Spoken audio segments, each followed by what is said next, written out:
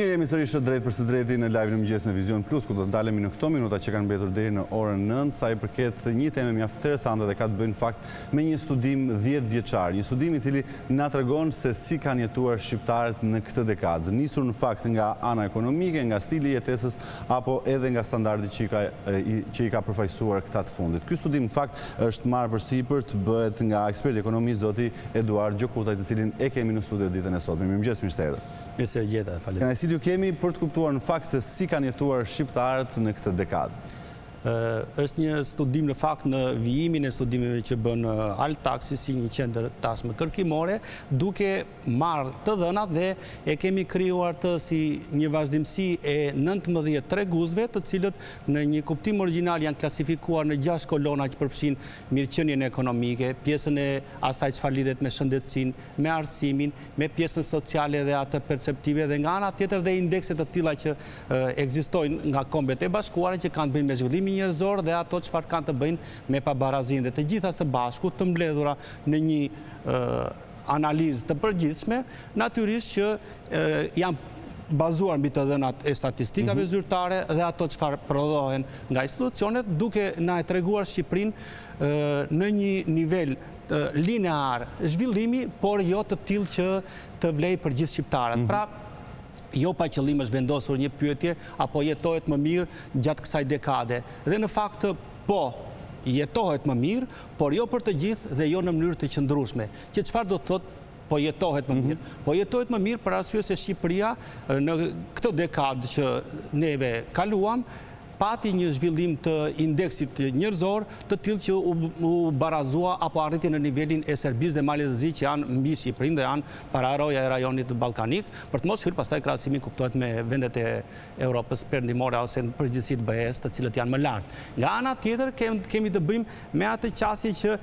pse jo për të gjithë? Për arsye se 30-40% e popullsisë janë të privuar nga përfitueshmëria ekonomike, janë të privuar nga ato çfarë kanë të bëjnë me shpërndarjen e buxhetit dhe janë të privuar në aksesin e shumë atyre shërbime që lidhen me shëndetësinë, me arsimin, dhe në këtë mas natyrisht që kjo nuk mund të quhet se ata kanë përfituar njësoj si zonat urbane apo ajo çfarë mund të quhet kategoria e klasës mesme.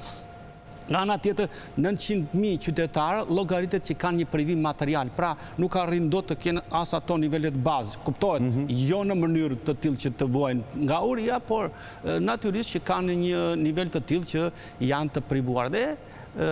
ka një kontingjent popullsisë që llogaritet deri në 40%, të cilët janë atë pragun që luhet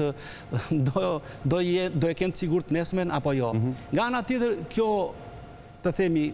rritje e mirëqenies në aspektin e atyre komponentëve nuk është e qëndrueshme, për arsye se rrezikohet që nga momenti që Shqipëria punon sot për sot dhe nuk garanton një rritje ekonomike të qëndrueshme të tillë që të garantojë një shpërndarje më të madhe, dhe natyrisht kjo ka të bëjë dhe me politikat fiskale të cilat nuk e rishpërndajnë atë të ardhur që marrin në mënyrë të tillë që të taksojnë në mënyrë proporcionale apo progresive ato çfarë përfitojnë më shumë sipas atij parimi që kemi thënë. Nga ana tjetër kanë të bëjnë me dimensionin e largimit të njerëzve, që në vetvete është një sfidë strukturore e Shqipërisë, që do të thotë që kemi një erozion të kapitalit njerëzor dhe pa këtë pastaj janë shumë elemente të tjerë të kot për të diskutuar, për sa kohë nuk ke frenuar, dhe natyrisht dhe elementë që kanë të bëjnë me mjedisin, por jo thjesht me mjedisin që na rrethon, por me ndotjen e ajrit, me mënyrën se si ne i kompozojmë jetës përditshme, të cilat ndikojnë te shëndeti, dhe natyrisht kanë të bëjnë me atë që kemi një jetë gjatësi të cilin ne kemi marrë në vitin 2024, 25, 79.6 mesatarja, por në fakt 12-13 vitet e fundit, shqiptarët i kanë të tilla që vuajnë nga sëmundje kronike, pra deri në 66 vjeç të themi jetojnë në mënyrë e shëndetshme mesatare. Pastaj pjesa tjetër është e tillë që ka probleme. Të gjitha këto së bashku i japin përgjigje asaj që vërtet kemi një rritje, por kjo është e tillë në këtë lloj. Megjithatë, jam kurioz të di se cilit prej këtyre të anketuarve është përgjigjur që po jetohet më mirë dhe në raport me çfarë, duke qenë se Shqipëria nuk e ka të përcaktuar me ligj një minimum jetik. Pra, nëse do flisim për po jetohet më mirë në raport me çfarë, sepse pensionet ne e dim që kanë problemet e tyre, paga minimale e dim që ka problemet e saj. Pra, si dhe ku janë bazuar pikërisht këto të anketuar që thonë po jetohet më mirë? Tani, një pjesë e mire të dhënave janë statistikore, pastaj dhe ato çfarë plotësohen nga pjesa e sondazheve, janë të tilla që kompletojnë atë lloj pabarazie që ne konstatuam dhe kemi vendosur. Dhe ka të bëjë pikërisht me ndarjen. Kemi një ndarje midis grupeve të popullsisë, pra nuk jetojnë më mirë se përpara ose kanë një, të themi, një qëndrim në vend, ndoshta dhe rënje zonat rurale përgjithsisht, por jo të gjitha njësoj, por kanë një rënje masive. Natyrisht kanë një rënje pjesa e grupeve të popullsisë vulnerabile, kryesisht pensionistët, por dhe ato që varen nga subvencionet e shtetit që jepen përmjet pensione apo transfertat të ndryshme. Por dhe ato stresat e ulta,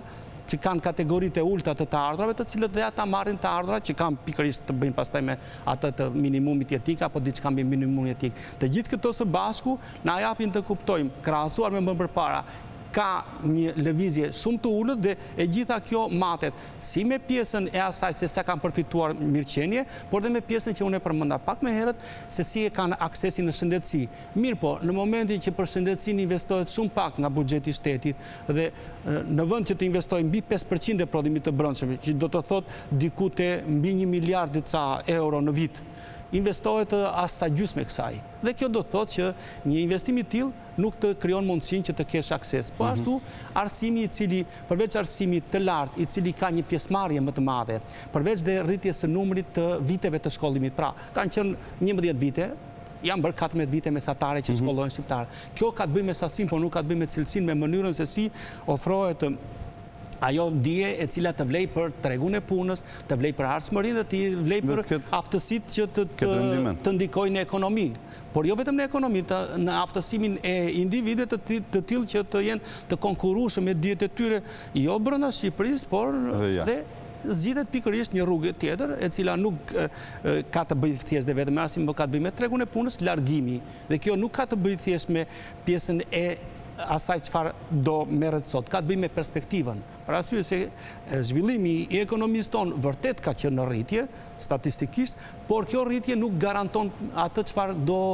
brezi i ri, do një punë të tillë që të jetë në sinkron me tregun evropian, do një siguri përsa i përket jetesës që ka të bëjë me strehimin, ka të bëjë me pjesën e mënyrës se si i adresohet asaj pabarazisë, ka të bëjë me taksimin, ka të bëjë me mënyrën se si ai ndihet i sigurt, pra ka të bëjë me sigurinë e jetës, krimin të cilin e kemi futur është një nga treguesit, dhe me shumë elemente të tjerë me mbarvajtjen e fëmijëve dhe të gjitha këto së bashku na çojnë në këtë lloj harmonizim të treguesit. Besoj për një gjë jemi dakord të gjithë një zëri që standardi i jetesës në Shqipëri është rritur. Pra kemi, le të themi, lukset, të cilat mund t'i shijojmë dhe kemi shumë afër nesh kudo që duam të shkojmë. Por në të njëjtën kohë është rritur edhe kostoja shumë e madhe. Pra gjërat kushtojnë shumë shtrenjtë. Të duhet të, le të themi, nuk mjafton më të bësh një punë, do duhet të bësh dy për të arritur dhe për të mbatur një lloj standardi jetesë, të paktën le të themi tek mesatare. Si ka rezultuar kjo në studimin tuaj? Statistikisht, pavarësisht se prodhimi brendshëm bruto për furim nuk quhet më ai që përfaqëson të gjithë, pasi nuk arrin dot të mas pjesën cilësore të jetesës, por natyrisht neve jemi treguar të kujdesshëm të pasqyrojmë ato të ardhur për furim që nuk përkojnë ato çfarë deklarohen nga qeveria, më saktë statistikat, pasi qeveria deklaron të ardhur për furim të dyfishuara, por ka të bëjë me ato të ardhur për furim që kanë brenda inflacionin, pra treguesit e inflacionit, edhe ato çfarë kanë të bëjë me kursin e këmbimit. Në fakt, të ardhur për furim nuk janë rritur dy herë, janë rritur 44% në krye të 10 viteve, gjë që nuk është një rritje që neve të na vërë në atë nivel që të ndihemi, të themi të sigurt që na është rritur mirëqenia. 44% në 10 vite është një rritje shumë modeste. Pastaj tjetër gjë se si kjo do rishpërndahet, për arsye se sa më shumë rritje ekonomike rishpërndahet më mirë. Por dhe kjo rritje ekonomike 44% deri 48%, ne e thamë që nuk është shpërndar pasi ato kategori edhe brenda zonave të vendit, urban me rural, nuk e përfitojnë njësoj, pasi ka varfëri më të madhe në zonat që themi rurale. Dhe e gjitha kjo pastaj ka të bëjë dhe me mënyrën se si i përshtaten atij niveli jetese që sot ka ardhur rritje dhe jo më larg, sesa dje stati publikoi që në muajin maj 2026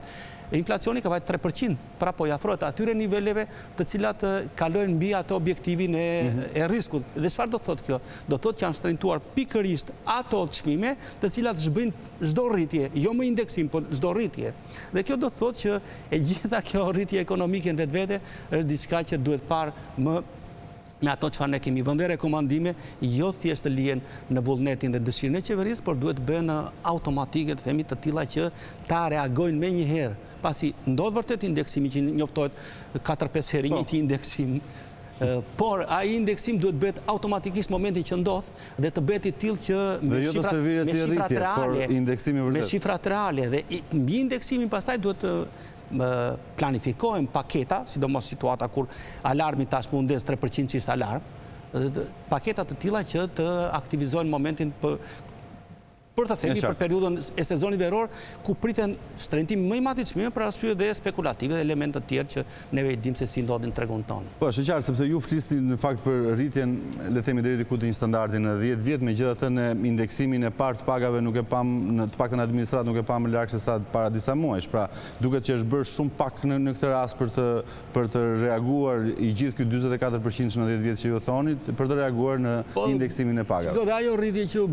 rritjet duhen bërë harmonik, njëre duhet të realizuara. Indeksim dhe jo rritje, se ndryshojnë gjë. Pagat të themi që ishin një rritje, por pagat në administratën publike. Mirë po, momentin që pagat në administratën publike na u servirën të tilla, duhet na vinte një analizë e mirëfillt për opinionin publik, se çfarë kontributi i kanë dhënë këta punonjës, aq më tepër kur besueshmëria tashmë të institucionet është e dyshim në aspektin e asaj se sa është kontributi, pasi është bërë një situatë hibride, ku nga njëra anë shërbimet digjitale, nga ana tjetër administrata publike dhe gjitha së bashku duhet na hapin një cilësi. Në fakt ne këtë e ndjejmë në mënyrë pjesore, pra ka, nuk po them që është homogjene përkeqësimi, por ka momente që kur bëhen gjërat me sforcë dhe me nxitim, natyrisht që prodhojnë dhe efekte të kundërta dhe krijojnë dhe një kakofoni në aspektin e ambientit ku jetojmë dhe ajo çfarë duhet, reformat duhen kohë, të cilën ne kemi përmendur, duhen bërë, pasi e thonë të gjithë, për arsye se kushton më pak të bësh reforma, se sa pasojat që po na vijnë, qoftë nga ato çfarë unë përmenda, largimi i njerëzve, qoftë nga aspekti i asaj çfarë ndodh me mjedisin ku jetojmë, por dhe aspektet sociale të gjitha në vetvete e bjerrin atë çfarë quhet ekonomi e qëndrueshme, pra ekonomia që prodhon jo sot për sot, por nesër, me qëllimin që të prodhohet një bazë ku njerëzit të ndihen sigurt, po do jetoj këtu se kam këto arsye. Po, dhe megjithëse dolet në këtë pikë, çfarë mund të themi për punësimin në këto 10 vite, duke qenë se është, le të themi, ka qenë gjithmonë problem punësimi në Shqipëri. Sigurisht janë bërë disa iniciativa, ne kanë hapur vende të reja, ka vende vakante, megjithatë sa të sigurt janë shqiptarët në vendin e punës, të cilat besoj që shkojnë bashkë të dyja si punësimi vetvete mbart problematika në vazhdimsi dhe nuk mund të thuhet që kemi arritur drejt një tregu pune që prodhon një vlerë të shtuar të tillë që të ketë edhe ndikim në produktivitetin, pra në atë konkurrueshmërinë e cilësinë e bizneseve ku operojnë, por edhe në mënyrën se si do japin ekonomisë një shtytje tjetër. Natyrisht që duhet të ndajmë sektorin privat i cili në vetvete më së shumti, po të shikojmë evolucionin e biznesit shqiptar, në 95% të tyre janë të vetpunësuar. Dhe këtu nuk mund të kërkosh më shumë teori për punësimin, pasi ata kanë vetpunësuar veten. Por mënyra se si ka evoluar biznesi nuk është tregues që konkurrueshmëria ka ecur, pasi këto biznese të vetpunësuarit duhet ishin kthyer tashmë në biznese të mesme dhe pastaj pasi të ishin bizneset mesme do kishin zgjeruar prezencën e tyre në tregun evropian. Në fakt është ndjekur një politikë, nëse mund ta themi në 2015-ën, ku i mëshoi shumë fasonerisë, pra ishte një paketë e madhe, krau i liri fuqisë punëtore, të cilat sot në heshtje i ka zbër koha, por politika i mbrojti dhe duhet ishte punuar që atëherë që sot të kishim një ekonomi më së shumti prodhuese dhe vetëm para pak kohësh ka dalë për konsultim publik një strategji për prodhimin, kur ajo do të ishte 10 vite përpara, pra jemi 10 vite mbrapa në mënyrën e strategjisë një të menduarit. Dhe pastaj pjesa tjetër se si do t'i alokosh burimet, si do afrosh njerëzit dhe si do afrosh tregun e punës. Momentin që tregu i punës sot kemi të diplomuar, të cilët kanë inflacion, por nuk prodhohen për tregun. Këta prodhohen më së shumti për institucionet publike. Pra, shumica e punësuarve që mbarojnë nuk synojnë tregun privat, për arsye se është ajo tendenca që pagat më të larta, që është një paradoks tjetër i Shqipërisë, duhet ishin pagat private më të larta në tërësi, janë pagat e shtetit. Për arsye se privati nga shumë e shumë probleme e para njerë janë shumicat vetë punësuar dhe nuk mundet tot prodhojnë më shumë, e dyta, rrogat e privatit nuk rriten thjesht me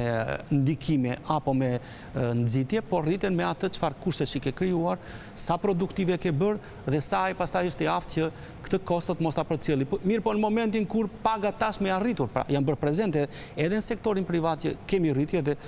indeksi i kushtimit në ndërtim tregoj që kostoja e ndërtimit nuk është rritur më nga materialet, por rritet nga pagat, të cilat vetvete ndikojnë. Dhe në një moment kur ndërtimi tashmë dashur pa dashur nuk po performon, dhe po them për ndërtimin e sektorit privat, jo infrastrukturën. Nuk po performon më njësoj parasysh se tregu krijon një mingopje apo krijon një element të tillë që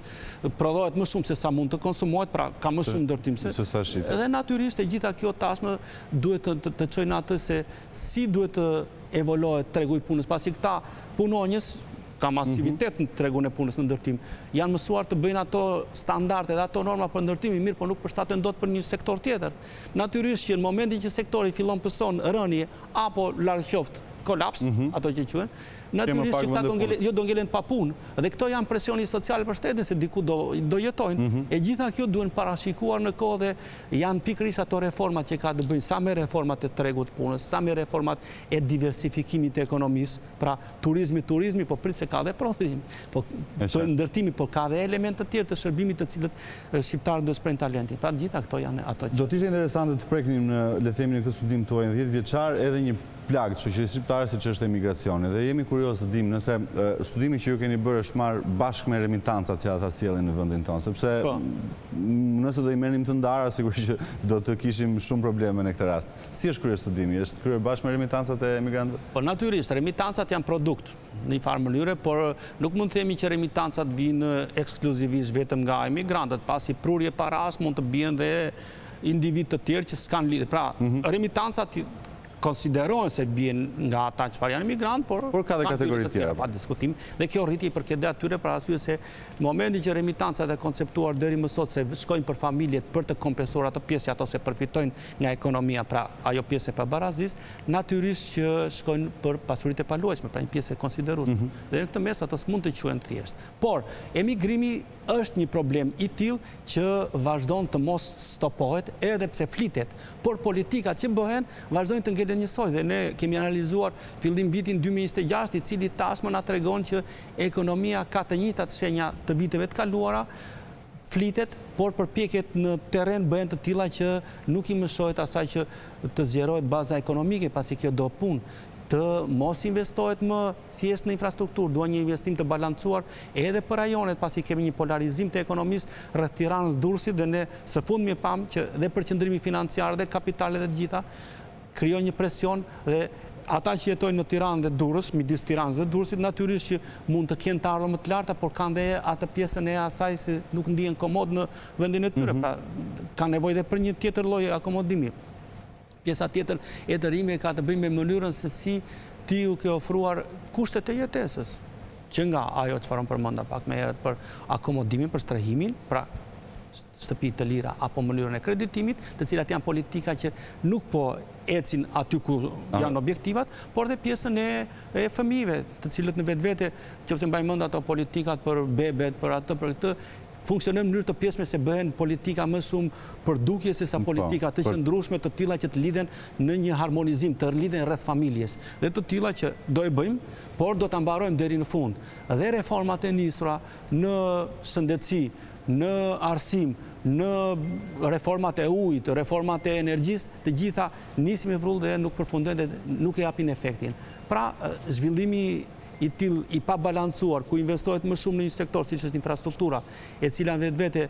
ka një rritje në volum, por nuk kanë mbaruar. Ne shikojmë gjithandej rrugët, infrastruktura bazë, energjia, të gjitha janë të tilla që nuk vjen ashtu si duhet dhe aty kur duhet dhe së fundmi bën një analizë. Por edhe kur mbarojnë kanë probleme të tjera. Dhe kanë vonesa të mëdha dhe kanë kosto të mëdha, se infrastruktura është një bast i madh. Nuk është diçka që